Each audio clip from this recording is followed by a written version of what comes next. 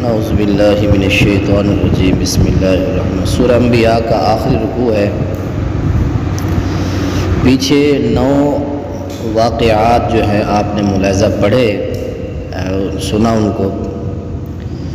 یہ 9 واقعات اور آخر میں 10واں واقعہ خاتون کا تمام سے صبر و تحمل اور امر بالمعروف نہی عن المنکر کے فریضے کے ادائیگی کے درمیان جو مشکلات معاملات، اس پر صبر کی تلقین کی گئی۔ اب یہ آخری رکوع ہے۔ فرمایا کہ فمن پس جو شخص کوئی نیک عمل کرے وہ مومن ہو، فلا کفران لسعیہ، اس کی کوشش کی کوئی ناقدری نہیں، اس کی کوشش کی کوئی ناقدری نہیں ہے، کفران نہیں ہے، بلکہ اس کی قدر، اس کی محنت کی کوشش کی قدر کی جائے گی۔ وہ مومن ہو تو اس کی کوشش کی کوئی ناقدری نہیں۔ وَإِنَّا لَهُ كَاتِبُونَ، یقیناً ہم اس کے لیے لکھنے والے ہیں۔ ہر بندے کی نیکی، ہر بندے کا نیک اعمال نامہ لکھا ہوا ہے۔ وَنَزَعُ الْمَوَازِينَ الْقِسْطَ بھی لگیں گے، تو کسی پر ذرہ برابر بھی ظلم نہیں ہوگا اللہ کے ہاں۔ وَحَرَامٌ عَلَىٰ قَرْيَةٍ أَهْلَكْنَاهَا، اس ایس کے مقصد یہ ہے کہ جو لوگ ہلاک ہو جاتے ہیں، تباہ ہو جاتے ہیں، اللہ کا ان کا غضب آتا ہے، واپسی وہ نہیں آ سکتے، گئے تو ختم ہو گئے۔ حرام لازم ہے اس بستی پر، اہلکناہا جسے ہم ہلاک کر دیں، انہم لا یرجعون، وہ واپس نہیں لوٹیں گے، جو چلے گئے واپس نہیں آ سکتے۔ حتی اذا فتحت یاجوج و ماجوج، یاجوج و ماجوج کے حوالے سے آپ نے پیچھے سورہ کہف کے اندر آپ نے تفصیل پڑھی کہ مغرب کی جانب حضرت ذوالقرنین جو تھے وہاں تک پہنچے جہاں انسانی آبادی کا اختتام ہو رہا تھا۔ ایسی قوم کے پاس پہنچے جو بالکل برہنہ حالت میں تھے، سورج کی دھوپ اور ان کے درمیان کوئی چیز نہیں تھی، ننگے تھے بالکل۔ ان کو جا کر اسلام کی دعوت دی، تہذیب سکھائی، ادب سکھایا، اور انہوں نے گلہ کیا کہ ہمارے ساتھ ایک قوم ہے جو یاجوج ماجوج ہیں، وہ تنگ کرتے ہیں، یا معاملہ شکایت پیش کی۔ پھر آپ نے ان کے درمیان ایک لوہے کو پگھلا کر بہت بڑی دیوار قائم کر دی، تو معلوم ہوا کہ دنیا کے اندر یاجوج ماجوج ہیں اور قیامت سے پہلے یہ آئیں گے۔ حدیثوں کے اندر ہے کہ 10 نشانیاں جب تک پوری نہیں ہوں گی تو اس وقت قیامت کے ایک نشانی یہ بھی ہے، یاجوج ماجوج آئیں گے اور بھاگتے ہوئے آئیں گے۔ ابھی تک ان کو اللہ نے بند کیا ہوا ہے، تو ان کے بارے میں کہ یہاں تک کہ جب یاجوج و ماجوج کھول دیے جائیں گے، فتحت کھول دیے جائیں گے، یہاں تک کہ جب یاجوج و ماجوج کھول دیے جائیں گے، وَهُم مِّن كُلِّ حَدَبٍ، وہ ہر اونچی جگہ سے دوڑتے ہوئے آئیں گے، ینسلون دوڑتے ہوئے، حدب ینسلون ہر اونچی جگہ سے دوڑتے ہوئے آئیں گے۔ وَاقْتَرَبَ الْوَعْدُ الْحَقُّ، لوگ کہتے ہیں نا کہ کیوں نہیں قیامت کا وعدہ آتا، وہ عذاب۔ وَيَقُولُونَ مَتَىٰ هَٰذَا الْوَعْدُ إِن كُنتُمْ صَادِقِينَ، وہ وعدہ کب آئے گا جو تم مسلمانوں کہتے ہو؟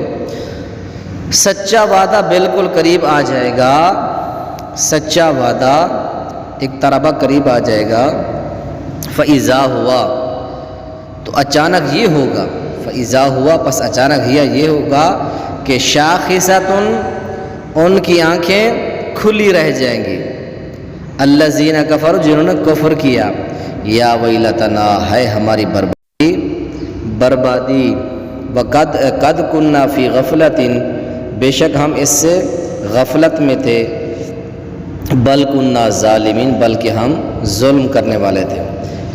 انکم وما تعبدون من دون اللہ حسب جہنم، بے شک تم اور جنہیں تم اللہ کے سوا پوجتے ہو جہنم کا ایندھن ہے، جنہیں تم اللہ کے علاوہ پوجتے ہو تم اور وہ دونوں اللہ کے ہاں جہنم کا بالا ایندھن بنے گے۔ اس آیت کا شان نزول یہ کہ جب یہ آیت نازل ہوئی تو آگے یہود و نصارہ نے یہ کہا کہ ٹھیک ہے، اب جس کو پوجا جاتا ہے وہ بھی عابد معبود دونوں جہنم میں جائیں گے، یعنی عیسیٰ علیہ السلام بھی نعوذ باللہ جہنم میں جائیں گے، کیونکہ عیسائی ان کو اپنا معبود مانتے ہیں، اور اسی طرح جتنے لوگ جن نیک لوگوں کو حضرت عیسیٰ کو خدا مانتے ہیں، اپنا نبی تو نہیں بلکہ خدا نظریہ تھا ان کا، جو ان کو اپنا معبود مانتے ہیں، عیسیٰ بھی جہنم میں جائیں گے نعوذ باللہ، اور ساتھ ان کے مقتدی بھی جائیں گے۔ اللہ تعالیٰ نے پھر قرآن کی نازل آیت بیان کی کہ ما ضربوہ لک الا جادلا بل ہم قوم خاصمون۔ یہ مشکات کے سبق کے اندر بھی ہے، آج فصل ثانی کے اندر یہ واقعہ پورا۔ جب یہ آیت نازل ہوئی تو انہوں نے کہا ٹھیک ہے، عیسیٰ بھی جہنم میں نعوذ باللہ جائیں گے، ان کو ماننے والے جو خدا ان کو مانتے ہیں وہ بھی جہنم میں جائیں گے۔ اللہ تعالیٰ نے پھر جواب دیا کہ ما ضربوہ لک الا جادلا، یہ کس قدر آپ کے لیے مثال بیان کرتے ہیں، جھگڑالو قسم کے لوگ ہیں یہ۔ تو جو عبادت کرتے ہیں بتوں کی، یا جو خواہش کرتے ہیں کہ ہماری پوجا کی جائے، ہمارے سامنے سجدے کیے جائیں، وہ جائیں گے اسی طرح۔ اللہ کے جو نیک بندے ہیں قبروں میں سوئے ہوئے ہیں، انہوں نے نہیں کہا تھا وہ اس چیز کی نفی کرتے تھے، وہ بری ہیں اس سے۔ جس طرح سورہ فرقان میں فرمایا، اللہ جب ان سے پوچھے گا کہ کیا تم نے اضللتم عبادی ہؤلاء ام هم ضلوا السبیل، آگے کیا جواب آئے گا؟ قالوا سبحانک انت ولینا، اللہ ہماری کیا مجال کہ ہم ان کو کہیں کہ ہماری عبادت کرو، یہ خود گمراہ ہو گئے تھے۔ انکم ما تعبدون، بے شک تم اور جنہیں تم اللہ کے سوا پوجتے تھے جہنم کا ایندھن ہے، انتم لہا واردون، تم اسی میں داخل ہونے والے ہو۔ لو کان ہؤلاء آلہۃ ما وردوہا، اگر یہ معبود ہوتے تو اس میں داخل نہ ہوتے۔ فرمایا کہ اگر یہ خدا ہوتے تمہارے جن کو پوجتے ہو، یہ تمہارے لات عزا منات، یا جن کو تم نے بنا رکھا ہے اپنا خدا، اگر یہ معبود ہوتے تو اس میں داخل نہ ہوتے۔ یہ سب اس میں ہمیشہ رہنے والے ہیں، جہنم کے اندر ہمیشہ رہیں گے۔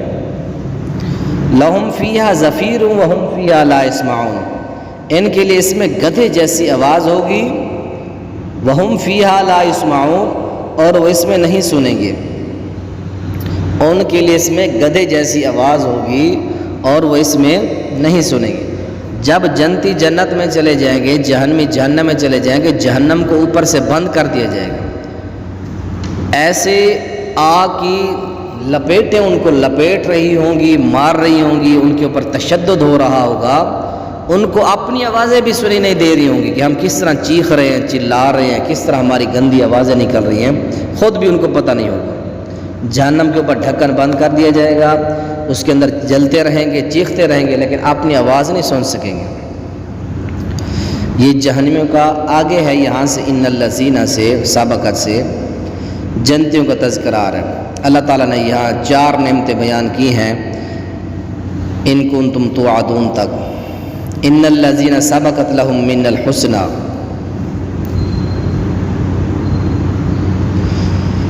بے شک وہ لوگ جن کے لیے ہماری طرف سے پہلے بھلائی طے ہو چکی ہے، بے شک وہ لوگ جن کے لیے ہماری طرف سے بھلائی پہلے طے ہو چکی ہے، سبقت پہلے طے ہو چکے، لو ان کے لیے، منا ہم سے، الحسنہ بھلائی، اولئک هم المبعدون، وہ اس سے دور رکھے گئے ہوں گے۔ پہلی نعمت یہ ہوگی جنتیوں پر کہ جہنم کے عذاب سے بہت زیادہ دور رکھے جائیں گے۔ جنتیوں کو جو اللہ کی سب سے پہلی نعمت ملے گی، 5 نعمتیں جو بیان، ان میں سے پہلی نعمت یہ ہے کہ سب سے دور ان کو جہنم کی چیخ و پکار سے، گدھے جیسی جو گندی آوازیں، ان کو دور رکھا جائے گا۔ اللہ کی پہلی نعمت، لا یسمعون حسیسہا، اس کی وہ آہٹ نہیں سنیں گے۔ یہ دوسری نعمت ہے، جہنم کی آہٹ، یعنی بالکل ہلکی سے ہلکی آواز بھی ان کے کانوں میں نہیں آئے گی۔ جنت میں بے خوف و خطر خوبصورت زندگی گزاریں گے۔ وہم، تیسری نعمت یہ ہے، وہم فی مشتہت انفسہم خالدون، وہ اس میں جسے ان کے دل چاہیں گے، وہ اس میں جسے ان کے دل چاہیں گے، ان کے دل چاہیں ہمیشہ رہنے والے ہیں۔ تو یہ اللہ تعالیٰ نے ان کے لیے تیسری نعمت بیان فرمائی، اہل جنت کے لیے ہوگا جو وہ چاہیں گے، من پسند کی نعمتیں، من پسند کے کھانے، ہر چیز ان کو عطا کی جائے گی۔ اور چوتھی نعمت یہ بیان فرمائے کہ لا يحزنهم الفزع الاکبر وتتلقاهم الملائکہ۔ فزع الاکبر سے مراد جہنم کا خوف بھی ہے، موت بھی ہے، جہنم کے چیخ و پکار، بڑے خوفناک مناظر، سارے فزع الاکبر۔ انہیں سب سے بڑی گھبراہٹ غمگین نہ کرے گی، انہیں سب سے بڑی گھبراہٹ غمگین نہ کرے گی۔ یہ گھبراہٹ سے مراد موت بھی ہے، جہنم کا رونا چیخنا چلانا بھی ہے۔ تو الغرض ان کو ہر قسم کے خوف سے محفوظ رکھا جائے گا، جنت میں محفوظ و خوش رہیں گے، خوف نہیں آئے گا ان کے قریب۔ وَتَتَلَقَّاهُمُ الْمَلَائِکَہ، اور انہیں آگے لینے کے لیے فرشتے آئیں گے، اور انہیں لینے کے لیے فرشتے آئیں گے۔ هَذَا يَوْمُكُمُ الَّذِي كُنْتُمْ تُوعَدُونَ، یہ ہے تمہارا وہ دن جس کا تم وعدہ دیے جاتے تھے، یہ ہے وہ دن جس کا تم وعدہ دیے جاتے تھے۔ چوتھی نعمت کیا ہے کہ سب سے بڑی گھبراہٹ سے ان کو محفوظ رکھا جائے گا۔ اور پانچویں نعمت کیا ہے؟ تتلقاہم الملائکہ، اور انہیں لینے کے لیے فرشتے آئیں گے۔ یہ اللہ تعالیٰ کے ان کے اوپر بہت بڑا انعام ہے۔ یہ 5 نعمتیں بیان کیے گئے اہل جنت کے لیے۔ یوم نطوی السماء کطی السجل للکتب، جس دن ہم آسمان کو کتاب کاتب کے کتابوں کو لپیٹنے کی طرح لپیٹ دیں گے۔ نطوی لپیٹ دیں گے، سجل کہتے ہیں کتاب کو، کتب کہتے ہیں۔ جس طرح جس دن ہم آسمان کو کاتب کے کتابوں کو لپیٹنے کی طرح لپیٹ دیں گے۔ کما بدأنا اول خلق نعید، ہم نے پہلی پیدائش کی ابتدا کی، اول خلق نعید، اور اسی طرح ہم اسے لوٹائیں گے۔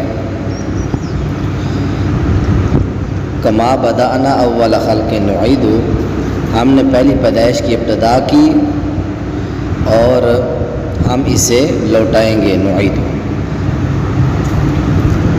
وعداً علینا، یہ ہمارے ذمہ وعدہ ہے، یقیناً ہم ہمیشہ کرنے والے یعنی پورا کرنے والے ہیں۔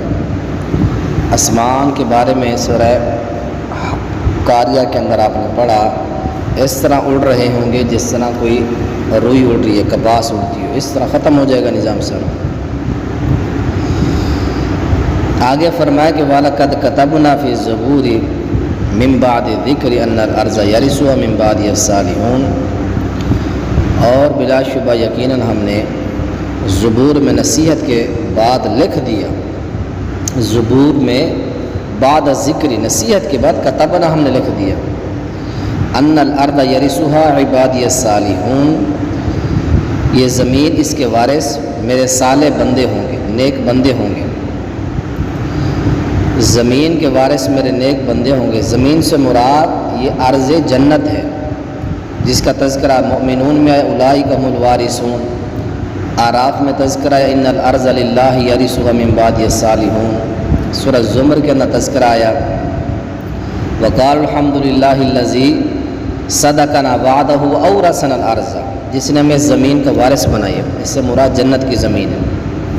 ان فی ھذا لبلاغا لقوم عابدین، بلا شبہ اس میں ان لوگوں کے لیے یقیناً ایک پیغام ہے جو عبادت کرنے والے ہیں۔ بلاغ سے مراد کیا پیغام ہے؟ اس قرآن میں یا اس سورہ میں جو توحید اور آخر میں یہ انبیاء کے واقعات جو بیان کیے گئے ہیں، دوسرے مضامین، ان میں لوگوں کے لیے بہت بڑا پیغام ہے، توحید کا، صبر کا، یہ ساری باتیں۔ بلاغ سے مراد پورا قرآن ہے یا اس صورت میں جو مضامین انبیاء کے ذکر ہیں۔